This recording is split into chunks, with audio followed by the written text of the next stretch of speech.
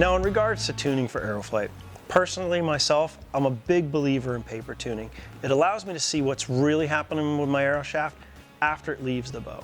Now, when I paper tune, I like to do it at several different distances, usually about 5 or 6 feet from the paper for the first shot, another 3 to 5 feet after that, and then another 3 to 5 feet after that. Now, what I'm trying to learn from these 3 distances when I shoot through the paper, for me, the first distance usually tells me a lot about the bow. Is the center shot in the right place? Is the timing and tiller in the right place? Is the knocking point in the right place, etc.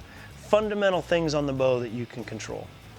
The second distance tends to tell me a little bit more about arrow spine and a little bit less about how the bow is tuned and aligned to itself as a system.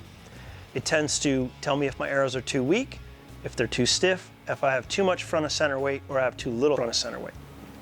The third and the longest distance, by that distance we're talking about 15 to maybe 20 feet away from the paper rack. Any effects that the bow's timing or knock travel or tiller or center shot position, pretty much out of there by now. Any effects that arrow spine are having on how the arrow is flying, whether the arrow's too stiff, too weak, doesn't have enough point weight in it, has too little point weight in it, if I'm getting fletching contact on the riser or on the arrow rest that I'm happening to try to use, that's usually gone by then too. The third and final longest distance for me really is all about drag. Do I have enough fletching to stabilize my arrow as it goes down range and starts to decay in velocity? Now for me as a right-handed archer with my Prime 1 STX or MX, for me when I'm shooting through paper, if I get a left tear through paper and everything else is correct, how the bow sits in my hand, how it's stabilized, timing, tiller, knocking point, I don't have a lot of string contact, etc. For me at the core of it, a left tear indicates an arrow that's too stiff. If I get a right tear, for me that indicates an arrow that's too weak.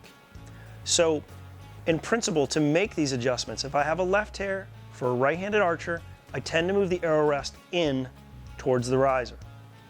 If I have a right tear for a right-handed archer, indicating a weak arrow, I tend to like to move the rest out away from the riser. Now within those arrow rest adjustments, like I mentioned before, we're starting at 13/16 of an inch from the edge of the riser to the center of the shaft. Preliminary starting point. We may have to manipulate that to get that perfect tune, but within the realm of that, I've already talked about the Flexus AR a couple of times, but I want to reiterate that this is actually a very powerful tuning tool. So it's a new dimension to being able to move your arrow rest. You're actually changing the load and force, how the riser torques in your hand, and this can greatly reduce the deflection of how an arrow comes out of the bow, making it tune a lot better.